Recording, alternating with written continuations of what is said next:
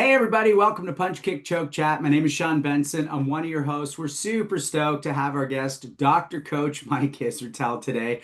As you all know, we jump in with a question right at the gate. And Coach, I want to get right into something that you've done videos of. The world is obsessed right now with big guys thinking if they see red, they can beat a trained martial artist. What is this current obsession with bodybuilders or non-trained dudes who are 250 pounds thinking that they can take a martial artist? And why are we fascinated to watch this so much right now? What a great question. I'm going to try to keep the answer short. By the way, thank you so much, guys, for having me on. It is a huge honor. I mean, that like everywhere you go demographically, this question is answered in the yes, and here's why I want to see more content like this. Mhm. Like if you have videos about like how to design an internal combustion engine, like grandma's not going to watch that. TikToker girl's not going to watch that. 50-year-old mechanic guy's going to be like, this is the greatest thing ever. But when you pair a trained martial artist against a jacked person, there's maybe no one. I mean, grandma might not love the content. Oh, are they friends? Quite the opposite, grandma. They'll be resolving their non-friendship very soon. But like, okay, so why do people involved in actual combat training love it? Because first of all, they know that guys who've been training a long time and can fight have a special quality that they felt themselves, right? Like if you're a blue belt, let's say in jiu-jitsu, you've gone up against stud black belts, you know how deep the ocean is. And you're like, I can't wait for this delusional idiot with muscles to find out how deep that well really goes. So for you, it's that. If you're the guy who's really good at combat sport, you're like, this is really exciting. I can't wait to see this guy tee off on him. However, even if you are really good at combat sport, and if you are not so good, but you're in the field, you're blue belt in jiu-jitsu or whatever, your perspective might be also very interesting is now I know this stuff works when I'm in the training room. I know it works in the cage. I know it works with the gloves, but I've never seen anyone who's 260 pounds with abs and a lifetime addiction to steroids and brutal raw athleticism of a young man, especially. You guys know that rolling like no gi with a 22-year-old feeling where you're like, kid, can you just calm the fuck down? Like, good God, what are we trying to do here? Like, just do jujitsu with me. This is ridiculous. That plus 80 pounds of muscle, plus a lot of aggression, plus a lifetime of athleticism. There's a curiosity there where you're like, wait, hold on. Like, do we know things? Like, it's time to find out because sometimes the answer is yes, and sometimes the answer is like, dude, that it's actually really hard to get a back take on a person who's like not interested in having you around and just keeps pushing you away. Like, either the ankle lock game is really good, or you're not getting anything going, and you could find out like that really pretty decent purple belt at your school actually can't beat someone who's 260 in no gi until the guy gasses out 6 minutes later or something. So there's always that curiosity. For people that aren't trained at all, it's just like Mothra versus Godzilla. MMA black belt guy versus jacked steroid bodybuilder. Who doesn't want to see that? Because you're like kind of curious, like from behind the buildings, seeing him like crush the stadium and pile the skyscrapers down. So I think fundamentally that idea about like how much does technique really matter is so compelling. And the last thing I'll say is it's compelling on a different level of if you watch a lot of these fights on YouTube or whatever, super bodybuilder guy, strongman guy versus trained fighter, and the result is that the trained fighter can tool up the bodybuilder almost always, which really is the result, then you start to treat the world a little bit differently because you look around like let's say you like kind of lift a little bit and you're at like a bar with friends and like you look around, you get a couple beers and you get that little you guys know that little spike, that little like you start feeling your own swag. You're not seeing red, you're seeing like pink, like and if you know that there are guys out there with weird looking ears that look like skater nerds and they can tool you up at a moment's notice, you walk through the world differently. It's like about Gary, you made the Yoda reference before we started recording. Like if you know Jedis are real, you don't just push every guy in a cape that you see when you're on Coruscant in Star Wars. Bad idea, right? Because like he's just gonna cut your arm off with a lightsaber or just like force push you into a train. So you just like your worldview changes. And so seeing that battle between jacked guys and really good guys at combat sport is this fascinating milieu of all of those things and then some. My better question here is how come it's not even more popular? And I guess that it is really popular now. It is, you guys know what I mean? It's endlessly Oh, fascinating. my algorithm just gives it to me, but I assume it's just because I keep looking at it. But it's Yeah. funny. You're almost describing like what the UFC was in 93. This is what these YouTube videos Yes. are in 2025. Yes. Because everyone was like, what's the best martial art? And now everybody's like, okay, anybody who's created a martial art that actually pressure tests, Yes. we now know that any of them can be a champ if they have a rounded game. But this is like, what about the average citizen who just Yes. happens to be fit? It's like, it's almost like a new renaissance, the way the UFC was. Uh, 100%. so here's my question for you then. And I actually want to ask around to the other people on the call after this. We do something called Round the Horn where we'll open the topic up a bit. For my question for you, Coach Israetel, have you found there's so many of these when you're watching, and I know you do breakdown videos where you go, okay, there is like a point where, yeah, the blue belt versus the 250 pound Bradley Martin wouldn't win unless he's the best blue belt going, but by purple they will beat anybody because you're talking about real stuff. Like somebody who's jacked, muscular, and has at least 6 minutes worth of lungs is going to be a tough role for somebody who's maybe still thinking and not following intuitive pathways. So if you found there to be a point after which it's true, but before which it's a maybe. I mean, absolutely. Absolutely. If I was I don't gamble, but if I was gambling, I would definitely play the odds differently depending on belt rank and experience, also depending on size. And here's another one. Those are obvious, right? So like I completely agree with you. Like at purple belt and above, okay, especially if you compete, regular competitive purple belt who's good at competition, like can go to an IBJJF tournament and get like a medal at like a city level, right? Yeah, a bronze medal, maybe fourth place. Like that guy is at a different level than almost everyone else who rolls in jiu-jitsu because like he's dependably been in, you guys know, like combat competition jiu-jitsu is a completely different energy than anything in the training room. Your grips feel different. The mentality is different. Everyone's really trying. The physicality is different. You guys ever have someone come out and just rip your lapels and you're like, holy shit, this is like a real fight. Nobody like jacks your lapels in training much. You're like, let's just get to actually doing technique. But like, that's a different vibe. You give me a purple belt like that and above, yeah, man, like I don't want to fight that guy. And for sure, Bradley Martin's going to get his asshole pushed in. But like anyone below that, there's a chance. The big thing for me is also what kind of game does that person play?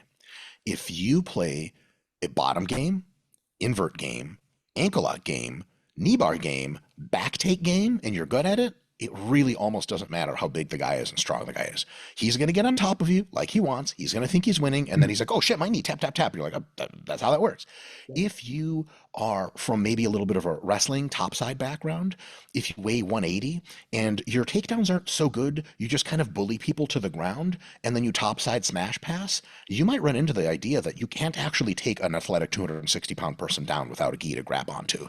Like it's going to take minutes and minutes and minutes. And if he's athletic and can step and push enough, you're just not going to do it. You can't even get your game going. And then that's a problem. And then you might need to be brown belt and above to have success with that. So like if you tell me like, okay, we got a really, really good kind of like stud purple belt, good takedown guy up against Bradley Martin, I'd be like, oh, let's see how it goes. If you put Mikey Musumeci against him, like he's only going one way in seconds because Yep. Mikey's going to be like, hey, look, you're winning and I have your ankle and you're done. Like that game theoretic lineup is a big deal because for a while I was that guy. I came from a wrestling background. I was a decent power lifter. I was 240. I was 5'6". I could overhead press 225 for sets of 15 and shit. And so if I was up against a D1 wrestler, I had almost nothing because my game was topside takedown based and I couldn't take you down. Once I got to my deep half sequence, shit changed completely. And I don't really care how big you are because, hey, feel free to get on top. I rock and roll you. I'm on the knee bar. I'm on the back. It's lights out. So that is a huge difference maker. I hope that makes sense. It makes so much sense. I love you're talking about it. I want to get back to you for a sec, but there's one great video where a club has a blue, a purple, a brown, and a black against one of these guys. And actually, the blue and the purple did better because they immediately got into single X and started attacking the leg, whereas the higher belts were working more. And what's funny about this, and I love that you do this, you put yourself out online. There's a video where you're rolling with a black belt and he's way smaller than you, and he drops into butterfly. And did you see this where this guy Tackett is breaking it down and he goes, if you're fighting a bigger guy, those butterflies from the bottom might seem counterintuitive, but that's the way you got to do it because this guy could never wrestle down Coach Israetel. Right. So that guy, he's awesome. And he was a super big pleasure to roll with. I had not trained at all in jiu-jitsu for 1 year and then Hmm. went to do that. So I was gassed to begin with, and I was playing ultra conservative. Like, oh my God, you guys, Brian Shaw and Eddie Hall just did a video where they went to do sumo, and they got a big heavyweight sumo guy who hadn't gone live in 15 years to go up against them. So the guy tore his bicep after 5 minutes. Yeah. That's how that happens. And so Yep. like I know better. So I was kind of like, like super lazy asshole game where you just kind of like, just don't gas out and don't cramp up and don't tear your knee. So that was me on that. And it was kind of like look back on the video like, oh my God, how fucking embarrassing. I look terrible. But at the same time, yeah, man, if you're gonna go up against someone like me and you're like a decent smaller black belt, like if you have interests in taking me down, like I sure hope you wrestled in college. Like also I'm 5'6". There's not a lot of leg real estate, Mm. like so yeah, as soon as he got under, the thing is I have a lot of experience with small guys getting under. That sounds bad by itself, context wise. Different And kind of show. so We don't I was undershame. We don't 100%. undershame. There you go. So I was able to, because like there are actually very straightforward ways to solve that problem. Here's the other thing though.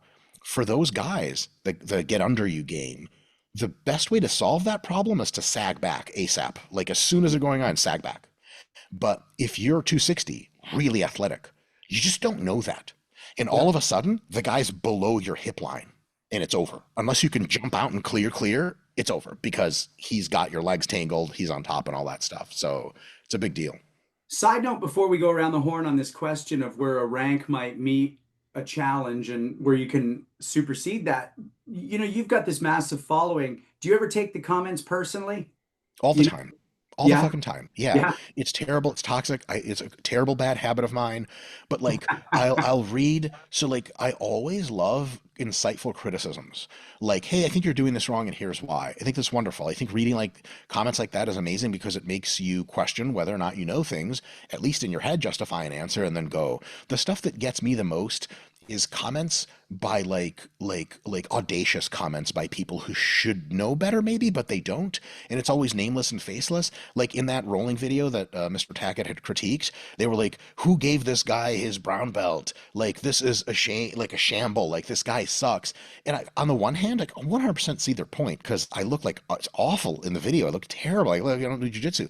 But my other thing is like, well, let's like throw on a gi and sign the fucking waiver. And like you're gonna find out really quick that like the shit is complicated. Like feel free It to is like complicated and feel free nobody to should try it. be questioning the The thing is, belt is most what I people would know, say. like, okay, you have brown belt, black belt, and his neck doesn't exist. Like, no one, no black belt other than world champ studs would ever show up to an open mat, see me in my gi with my black belt on, and see my body shape and be like, easy roll, let's fucking go. Like, no one would ever say that. They'd be like, I don't know, man, my ankle hurts. Fuck that guy. Let me take somebody else.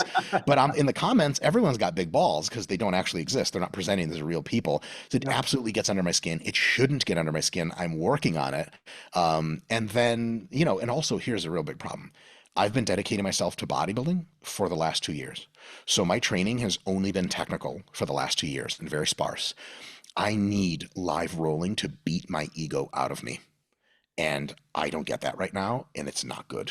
And I really can't wait until I'm finished with some bodybuilding, until I can take some better drugs to heal up my joints and just Mhm. get after live rolls, man. Because live rolls, beating people up is really good for your ego, and getting your ass beat the shit is amazing for your ego because it humbles you and it coasts you out. I remember when I was getting my ass beat all the time, Instagram comments were like hilarious because it was like, like when a black belt with stripes pushes your shit in for 5 rolls straight, you just can't get upset at anything after that anymore.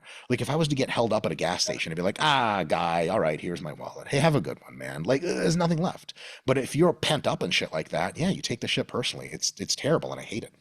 It's a bit tangential, but I'm sober and we have a saying in sobriety, if you get the girl, you get the check, and you go home and you don't drink, that's a good day. Yeah, If it's raining, someone crashes into your car, you get dumped and you don't drink, that's a great day. great day. And getting 100%. beat on the mats is a great day. Let's go around the horn. Hanshi Legacy, let's talk about striking.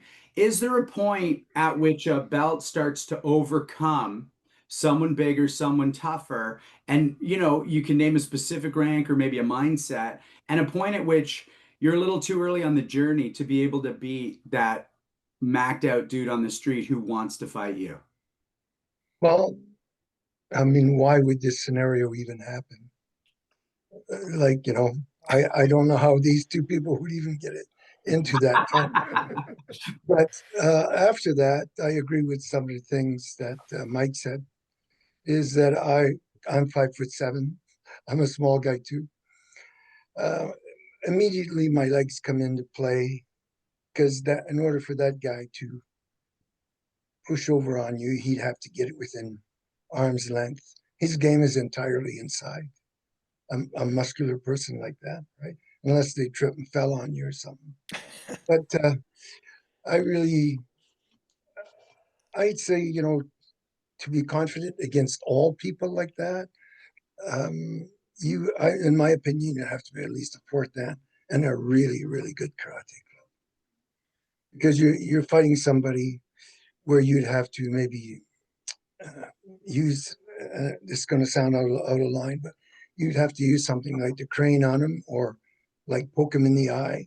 You're not just going to punch a big guy like that and cause a lot of damage. You're going to have to break his knee or kick into the nerve in the legs or something like that. So there's so much depends on who you are, where you are, and what's going on. For us to nail a law down against two ideal persons like that, why would a martial artist who's a fourth dan get in a fight with a musk? You know what I mean? To me, it's like saying, okay, what's better, judo or karate? And the question to me is, where would you get a good judo guy fighting a good karate guy for, to defend themselves, their life, say, as opposed to being in, say, in an MMA ring. But in an MMA ring, they have rules because part of both is too deadly to use. So would you be thinking about doing that to the guy, punching the guy in the neck and so or hitting in one of his nerves and in the neck where the guy might die?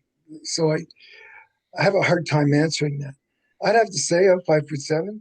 If some massive muscular guy got a hold of me, he'd probably kill me, just crush me.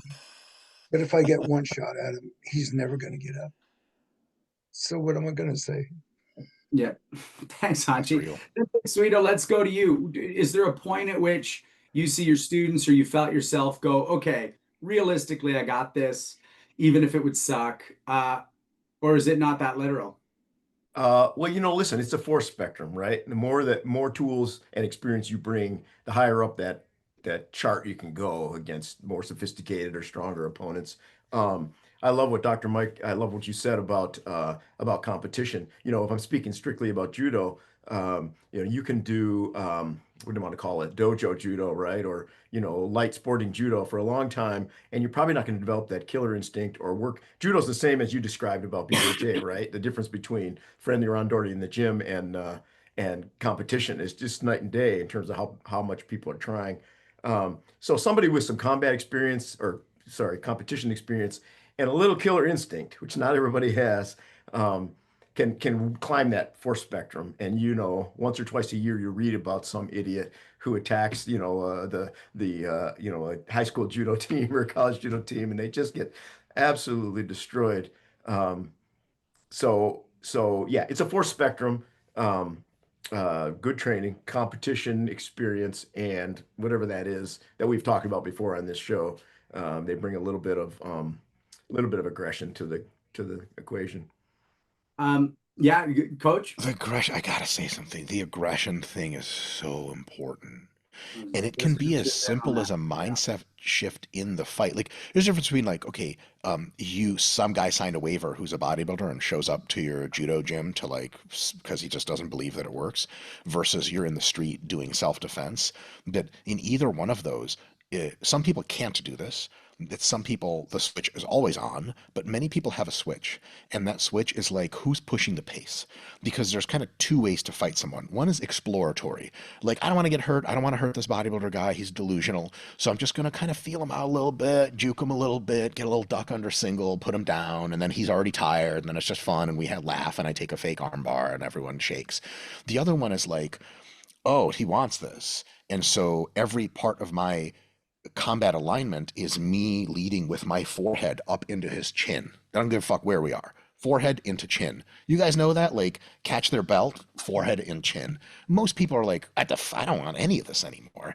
And if you consistently push forward like that, it changes the dynamics big. I mean, people will, in the street, they'll quit fighting you if you take them down, forehead into chin on the ground. They're like, listen, I'm done. Like, no thanks, knee on belly, stuff like that. So there's a difference between that. And if you don't have that killer instinct, I mean, yeah, a big guy who's shaking you a lot, you could just be like, I'm just going to survive this role. Maybe I'll take his back if the opportunity presents. But if you want it and you're pushing the pace, here's the other thing really quick. Gas tanks. There's one massive difference in people who train and don't, and that's gas tank. Not just on the physiological side, but on how much energy you're expending. A bodybuilder, he's in fight or flight instantly as soon as he fights someone, fight or flight mental mode, and his muscles are going to cramp really soon. I mean, he has maybe 45 seconds until he's like functionally useless. If you have a decent gas tank and you push the pace, like you just keep going for wrist control, wrist control, neck control, wrist control, neck control. After 45 seconds, you guys know what I'm talking about when he's like, it's over. It's over. You just keep pushing the pace. You take a fake single, he falls, he's done. He doesn't want it anymore. That is a huge advantage to people that have trained and people that haven't. Because like, it's just like, I'm good, man. I'm good. Once you gas, but if you gas as a trained person, you're like, I'm gassing. It's okay. I gas every fucking Tuesday when that one blue belt comes in. I know how to swim these waters. I love that you said the aggression point, because I was just going to add that to Sensei Suino's thing. Like, I don't know. I don't care what your rank is. If you get scared or if you aren't willing to fight, Hanshi Legacy always said this, the most dangerous person is the one who wants to fight you right now. And if I'm afraid, my training will go out the window. Sensei Dauphin, where do you want to go with this idea of, is there any rank at which it comes over? A lot of ideas have come up since that question came up. Yeah, I just don't. I think rather than rank, I would say skill. I mean, in striking, I've fought lots of people who were higher ranking than me that I could fairly easily handle when I was fighting them. They were bigger than me too. The whole purpose of martial arts, whichever one it is, judo, BJJ, karate, is for you to be able to defend yourself against a threat and an untrained individual. And you should be training with that mentality. So if you belong right now, whatever martial art, BJJ, karate, and you don't do any free fighting, no free stand up, no free rolling, get the fuck out of there as soon as you possibly can and go to a place where you do some chaotic training. So I'm lucky for 35 years, 36 years. That's what I've had. I think you also need to train against those people. I'm not big either. I'm 5'7", 155 pounds. I got a pretty good gas tank. I fight the big guys at the BJJ gym all the time. I fight the big guys in my karate school all the time. And so then I do what Sensei Legacy says. If some big guy starts getting lippy with me with lots of muscles, I put a white belt on him and look at him and just think, I'm gonna be at least able to survive this until the 45 seconds is up. Yeah. And as soon as I see you take your first, that's my time to shine now, man. As soon as you take that first, there's levels to this, right? And I think if you control the time and the space, you're going to control the fight. If you can control you have all the time on your side and all the space on your side, I don't care how big your muscles are, you're going to be in a bad spot. And I think the more you train, the more you can control the time and the space. Yeah. And make some mistakes maybe, right? Like if everybody could end it when they were supposed to end it as a martial artist, it'd be fine. But we train long enough that we can go past that moment a little bit and still gain control back. And yeah, Dr. Mike, this morning, I rolled with my 2 black belt BJJ coaches who smashed me into oblivion. And then I fought with a blue belt where it was kind of neutral. And then I felt really good when I went against the trial white belt and got to That's when you really take out your hate and pain on someone. You're like, hey man, we got a thing like the trials guys just aren't coming back. You're like, I don't know why that is. They look at the camera footage. You're like, you son of a, just pancake them for 5 minutes. Real quick before we do our intro, Sensei Dauphin, I would include training with the jacked up trial white guy. A lot of people avoid that person because they're so flaily, they're so aggressive.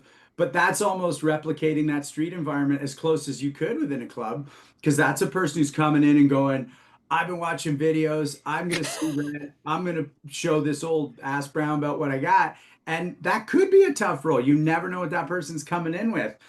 Ladies and gentlemen, welcome to Punch Kick Choke Chat. We're a little shorter today, so I'm going to make my introductions of Sensei Randy Dauphin, Sensei Nicolas Suino, and Hanshi Gary Legacy very brief, and just say very simply, these are men who have dedicated their lives to martial arts. Not their Tuesday nights, but their lives. It includes their Tuesday nights, but they are the martial art. They aren't separate from the martial art, and that's why they're my instructors. Sensei Dauphin, let us know who we're talking with today.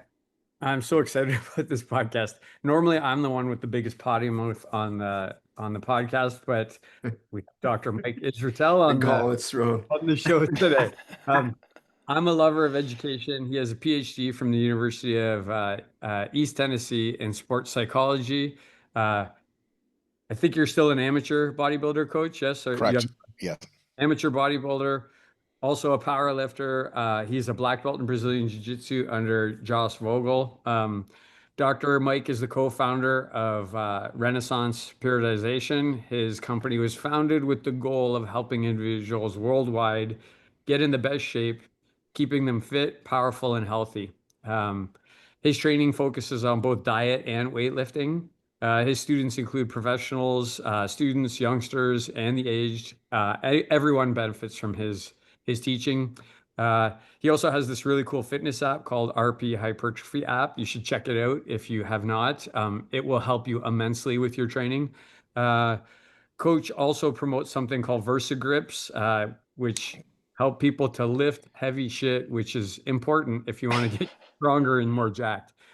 For me, I was saying to him, I follow him on YouTube. If you don't follow him on YouTube, you should. Extremely educational.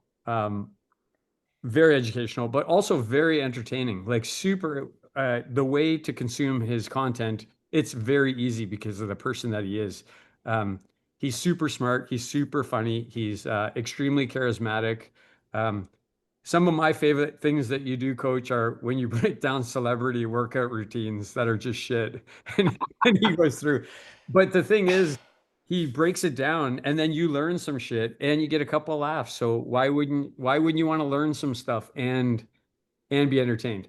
So super pumped to have him on here. He's got like a couple million followers, and I'm one of those couple million followers. So I'm really proud to have him on the show with us. Thank you so Thanks, much, guys. Sensei. Coach Mike, let's go right back to the beginning. What was it like for you growing up? What brought you into your first martial arts environment? And I'm going to add what got you going on the weightlifting in such a serious way also. Yeah. When I was really young, my dad and I wrestled all the time, just like play fighting as a kid. And when I went to elementary school, after school, I would like wrestle everyone. I never bullied anybody, but it was just just schoolyard bullshit. I always loved that. Um, there's like every video I've ever seen of someone getting unbalanced and thrown, there's like something really happy that happens in my heart when I see that. You know, like you guys know in judo when just that tippy toe moment where you get the leverage, you're like, oh, that's it, it's over. Like there's something magical about that. And so I always had like a spirit connection to combat and grappling. I was always fascinated by it. In high school, I did wrestling. And I was okay at it, and I wasn't super dedicated to it. I started lifting weights then, really fell in love with lifting weights, went all the way through powerlifting competition, started bodybuilding. And then at some point, I was doing a lot of walking cardio for bodybuilding, and I was finishing my PhD, and I was going to go to University of Central Missouri to be a professor. And there was someone there named Dr. Jen Case, and she was already a world-class jiu-jitsu athlete. And she was a fellow professor of mine. And when I showed up to the interview, I was like, hey, like if I get the job, like, can I like go to do jiu-jitsu with you? And she's like, yeah. And she told me later, she's like, I'm really surprised you actually went through with it. Cause like, you know, people talk to jiu-jitsu people or judo people or karate people. They're like, oh, I'm going to try it. And they just never show up. Like it's like 1 out of 10. And so I was like 1 out of 10. I actually showed up like first week of school. I was like, hey, do you still do jiu-jitsu? She's like, yeah. Like, can I go? She's like, okay. Started doing it. My first week of jujitsu, it's terrible because they put me in a gi and I was like, what is this? Like the Imperial Japan ended in like 1880. Why the hell are we in this stupid outfit? It's hot as hell. It's confusing. Everyone can grab your lapels. It's unfair. And then I had probably some of the best advice I've ever gotten was my friend Mel. She's actually a PhD in neuroscience and also a jiu-jitsu black belt. She won Masters Worlds as a purple belt. She's a very high level practitioner. And she was well years into her journey at this point when I started. And I started when I was 29 years old. A little bit different when you've wrestled when you were younger, like a much, much faster learning curve. But she goes, hey, the first year is going to suck. You're going to suck. It's going to be confusing. You don't have an arsenal. You have no idea what's going on. You're going to be beat by everyone. Just swallow it. Like, just know that. And then after that, it's super fun and addictive. And for me, I think because I had a wrestling background and I was really strong and big, it only took 6 months. But she was absolutely correct. The first 6 months were like, why am I here? Like, everyone beats my ass. I have no idea what I'm doing. This sucks. And after 6 months, I developed like some semblance of a basic plan of attack. And then once you have your little bit of game that you do, your thing, maybe your two moves or something, then you have the begin. It's like an acorn. You put it on the ground and it grows. And so once I had that, then it was like, oh, this is fun. This is amazing. This is a huge part of my life. Now I'm addicted to it. Cool, I'm an addict. Okay, great. And that's how it went for me. But anyone who wants to start a martial art, I can't say how important it is to understand that the first little bit, and that little bit can go on for a long time, is designed to suck. If you expect that you're going to be awesome right away or it's going to be super fun, here's the thing: you talk to everyone who's in it, purple belts, blue belts, etc.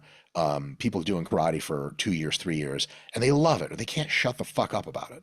And you're like, oh, it's going to be amazing because you believe your friends. And then you show up and you get like elbowed in the eye and you're like, this sucks. And like a girl who's 5'1" beats you up and you're like, this really sucks. I don't understand what's going on. And then 2 weeks later, you haven't understood anything more. You're arguably more confused than when you walked in.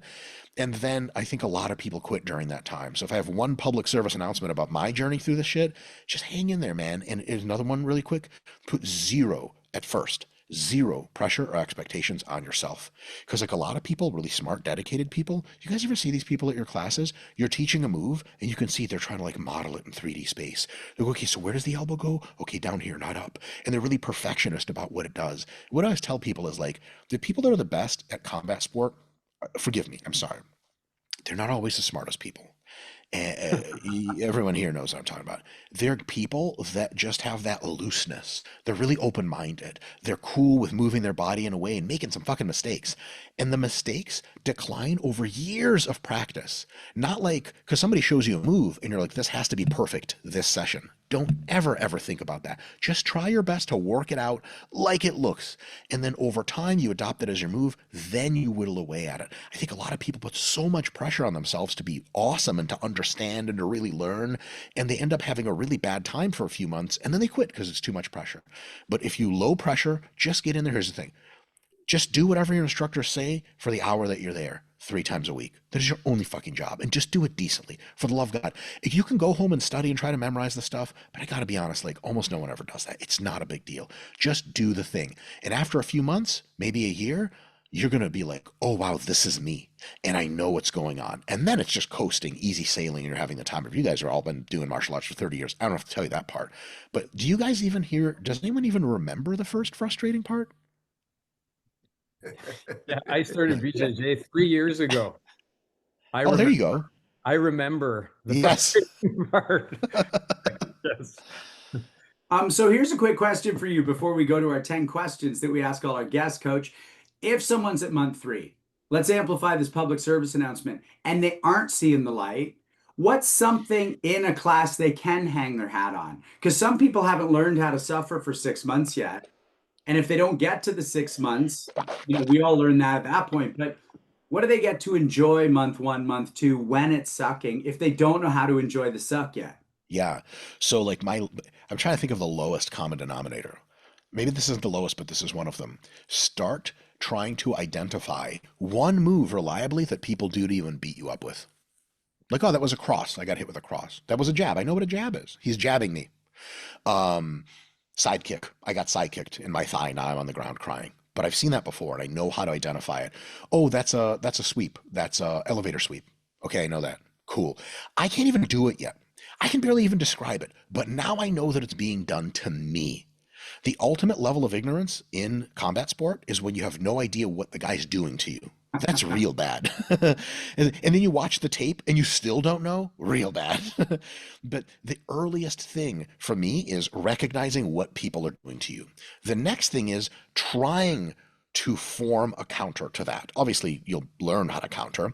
The next one is some teeny bit of success with a counter. Like a white belt tried to triangle choke you and failed because you postured. You just succeeded. You better be walking high for the next few days, man. You resisted being choked with something you learned in class, and you keep that forever.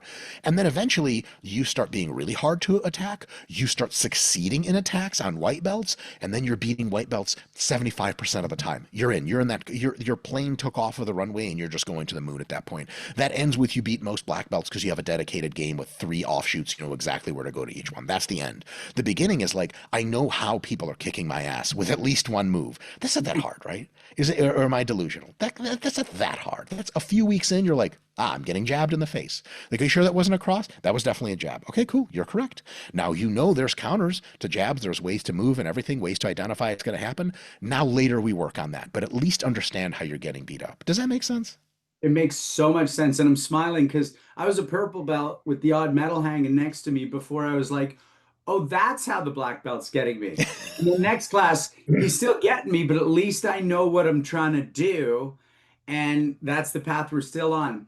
We ask all our guests 10 questions, and this is timed. It's 10 minutes. So you can take as long as you like to answer question 1, or you can answer all of them in 5 minutes. There's no reward. It's your time.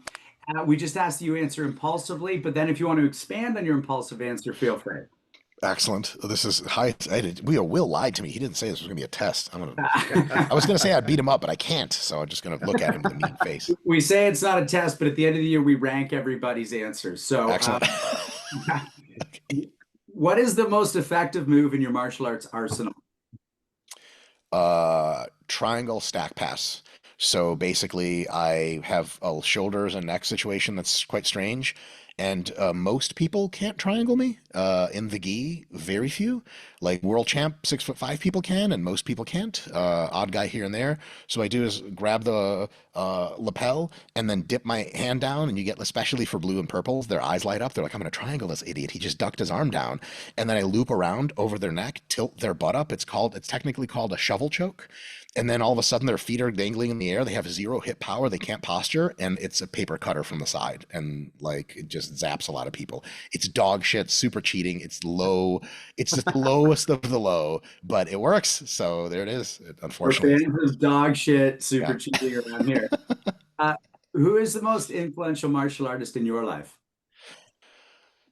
In my life, Josh Vogel, my coach, he is like 150 pounds, 5'7", and he looks like a hipster, like had like thick rimmed glasses, big puffy ears, and he walks through me like I'm not even there. And when I was training a lot, I could go to most schools and like tool up black belts, and jiu-jitsu doesn't work on him, I guess, because he knows what I'm going to do before I know I'm going to do it. And he's already in like slightly, you guys know, like 2 inches off to the left and everything's ineffective. Like you're trying to load someone up in judo and they sag their hips an inch and you're like, judo doesn't work. Like, no, that guy just knows a lot more judo than you.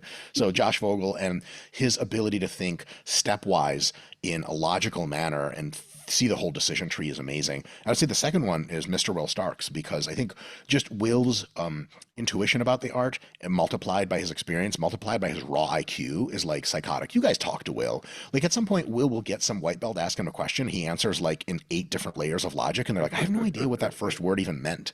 And so like truly exchanging ideas at a high level, Will is unbelievable. Just a quick thing. This is your show, but when you're talking about the judo, Sensei Suino's been doing it since 1968. So when you're talking about those tippy toe balances, those hip sags, I can see his little nods.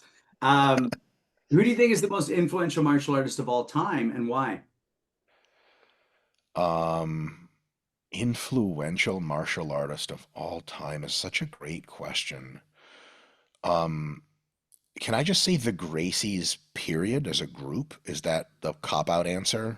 Because, like as soon as you say one of them, you're like, well, technically it all began with Helio and technically, so like just the Gracies in general.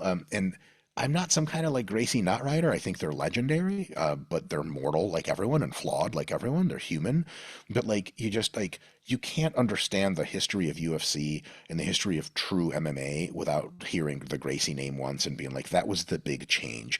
Is that idea that like someone who's way smaller and technical can tool up way bigger people reliably and win the world championship is a real proof of concept. There's a lot of people have tried that and a lot of that shit folded. I was gonna say Bruce Lee, but like, from a vibes perspective, yeah, for sure, Bruce Lee. And if I'm going on mega vibes, Chuck Norris. But then again, we're talking about the immortals, and like, I mean, I could have said God's the most influential person of all time. That would have been a good answer, but hard to interview. Uh, what excites you most about the next 5 years of your training? Include bodybuilding if you want. I'll save the bodybuilding for some other 50 podcasts. What excites me is I am going to try to work on a dedicated gi game, to work just a couple of pathways and groove them so much that I'm really kind of want to try them on a bunch of people in the next few years. I think that excites me. And then up to 5 years, hopefully at some point, they get some good medicine going for joints and connective tissues for us older folks, and then I'll be excited to start training at high volumes again and really get big into the grind. I can't wait for that. If heaven exists, what would you like to hear God say when you get there? Yo, what up, big homie? And we just like, like exchange gang signs and I walk in. That was easy. Gary's not Yeah. having it. He's like, what, this guy's an idiot. Do you have a favorite film and television martial artist, even if they're not great in real life? Oh, I was gonna joke and say Steven Seagal, but I'm inclined to believe that Steven Seagal is an unkind person according to everyone that has ever met him. Everyone. Um, Jean-Claude Van Damme. I think that that scene in Bloodsport where the sumo wrestler guy like kind of like hits Van Damme and Van Damme shakes his head up and down and takes his gi top off and then kicks him really hard and pushes him back and that music hits. I'm like, this is the only reason why anyone's ever in combat sport right there. Do you have a martial artist living or dead in all of recorded history you'd like to train with the most? Living or dead? Is he like a zombie when I like, is he like, I'm kidding. Zombie Bruce Lee. Gee whiz, that is such a great question. I would like to see if I what John Smith, John Smith, is that his name? The low single 90s Olympian wrestler. He had yeah, John Smith. He had the super low single and he won the Olympics with it. I want to see if I can duck his single. The answer is definitely not. I just kind of want to see how fast it is. And I would like him at his prime because, like, if you watch videos of how he put that low single onto, like, first he's here and then he's on your ankle. It's like teleportation. Yeah, I could go on. John Smith, low single. I want that. If BJJ didn't exist, what art would you want to dedicate your life to? Other than the unfortunately high injury rate from Rondori, judo looks baller as fuck. Judo's sweet, man. Because judo's also like, if you use it in self-defense, you're probably not getting in like the most trouble. Because if you're a really good MMA fighter or really, really good Muay Thai guy or karate guy, self-defense looks on the videotape to the lawyer like offense. But with judo, I mean, there are so many, Nick, I'm going to fuck this up. So many fat guy pushover leg trips where you just pancake someone that like, it just looks like you grappled and you fell on the guy and it's easy. Like, and it's also, judo has this other wonderful quality of like, if you get two throws, especially like a pushing and pulling throw, like two counter throw, one combo like that, that's dependable, dude, you can toast 99% of the world with it. They come at you full force, they're toasted. They pull back full force, they're toasted. And like you just need to get good at that one thing and you're well on your way. I think it's fascinating. I think striking self-defense to lawyer guy looks like offense is going up on our wall of quotes. Our last two questions come as a pair. What is your greatest achievement and what is your greatest regret? Am I allowed to say my greatest regret is private and will live and die with me? Yes. It's definitely that. What is it? I was gonna answer that. You son of a Wait. bitch. And are you a lawyer? I'm a hostage negotiator. Like, you don't ever have to tell me this thing that you're gonna tell me right now. Tell me right Spill the tea. now. My biggest accomplishment, I don't know, man. It's such a I don't know. My biggest accomplishment. I think my biggest accomplishment is finding a way to be kind to myself and to other people Mm. when I have a bit of an anger streak and I want to be a cunt.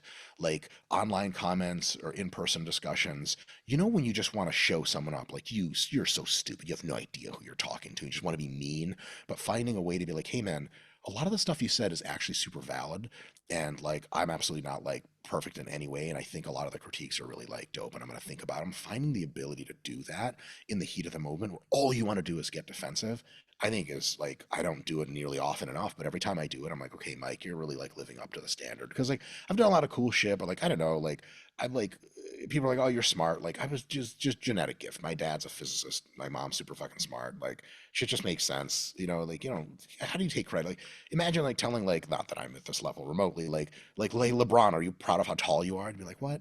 Like I didn't really do anything for that. But and then some stuff is like a matter of course. Like you're just good at stuff, people pay you enough money, then you have enough money. So you can't really be proud of money.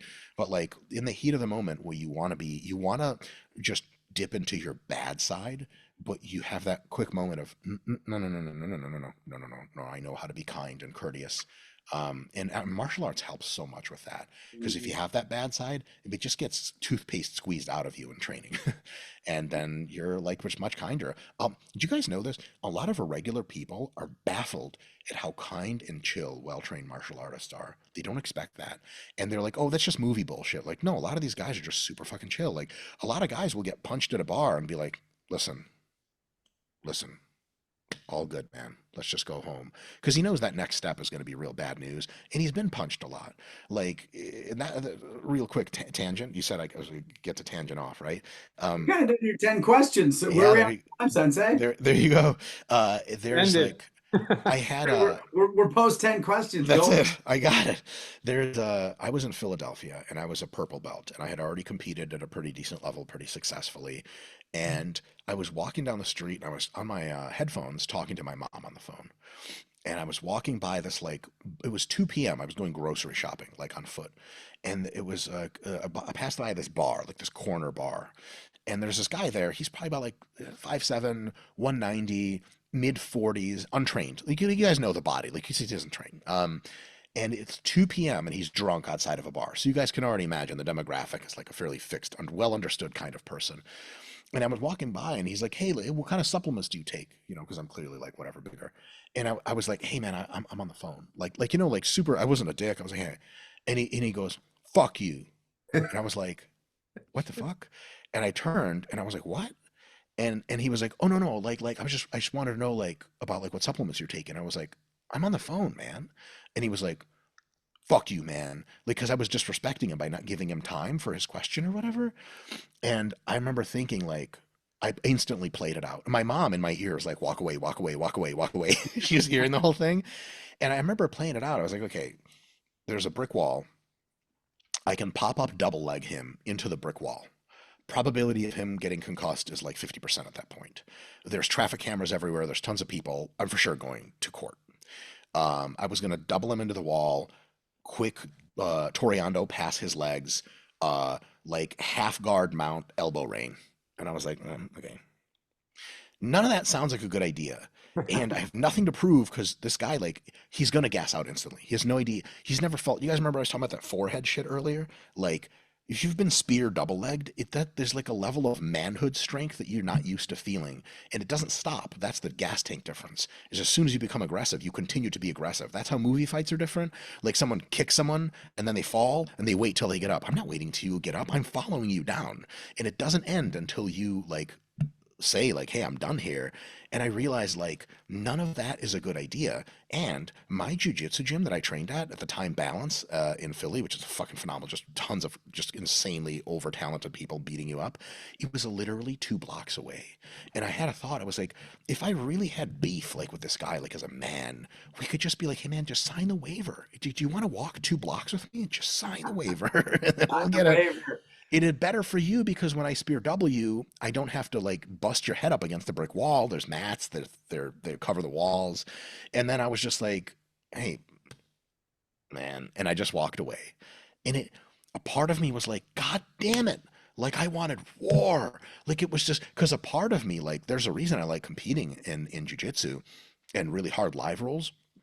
There's something about like getting it on. That's just so fucking on. Win or lose, win or lose. There's like this scene from the 13th Warrior, this movie with Antonio Banderas back in the day, where he goes like helps Vikings fight Neanderthals. Real plot, by the way. And like he's like they're like in a cave tunnel. And one of the guys is mortally injured, so he stays behind to like just kill as many Neanderthals as he can. And you can hear them coming like, and his eyes light up. I get that fucking feeling, man. I'm like, let's fucking go. So this guy's like, fuck you. I'm like, oh my God, please. I'm going to highlight reel your ass. And then I was like, none of that is a good idea for anyone. Him, me, lawyers. No, the lawyers would love that. The lawyers would Him, love me, the lawyers are like, go do it. And so my ability in that moment to be like, swallow the ego. Cause like, I want to tell you guys that I walked back after and felt good about myself. I didn't. I walked back after and I was like, check when the fucking open mat is next so I can go get it out. That to me was one of those moments of like, okay, I did the right thing. And that's the fucked up thing. A little drop of wisdom, maybe. I don't know if this is wisdom. A lot of times doing the right thing feels wrong. Mm. And that's some shit to think about in your spare time. It would be great if doing the right thing felt like the right thing. Then everyone would do the right thing. But sometimes it's going to take you hours, days, months, and years to realize that what you did that one time was actually a good idea. I'm sure you guys have had, Gary, there's no way you haven't been in a bunch of street fights and cooled it off to prevent them from dying, right? Like, what do you guys think about that? Have you guys been in scenarios like that where you swallowed your ego and then nothing happened, even though you wanted to just like embarrass the person? Coach, we don't want to treat this as rhetorical, but we want to respect your time because you got 3 minutes for a hard out. Please. So all I can tell you is yes. Okay. Every single one of us. I've called everybody on this show and been like, this just happened, and I feel like shit that I walked away. Yes.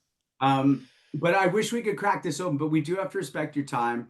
Yeah. And thanks for being here. We could chat with you for hours and hours, and we'd love to have you back if you want. I'd love to come back if you guys do repeat guests. do It's it. awkward to invite yourself back on a podcast. No, it's not. I'm going to do a quick thank you. Then we're going to go around the horn to talk about our time with you, and you're going to have the last word to say goodbye, Coach. I just want to say thanks to Robert Schlemsky, Justin Shea, Andrei Sadishev, Josh Kitchens, Christiana Landel, Dridi Giuliani, Stavros Stavroulius, and Emily Ruth Driscoll, who run the behind the scenes of this show. Thank you.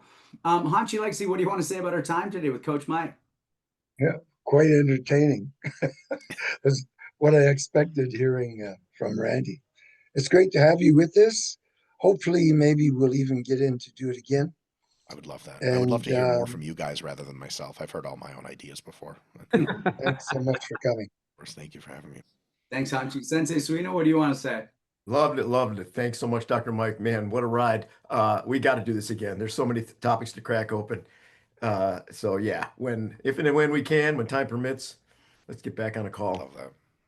Sensei Dauphin, thanks, Sensei Suino. Yeah, I write a lot of notes, Dr. Mike, because I like the sound bites. They live in my head a lot. You know, the Like one a walking TikTok. yeah, like the 1 in 10. That's so true, right? Like one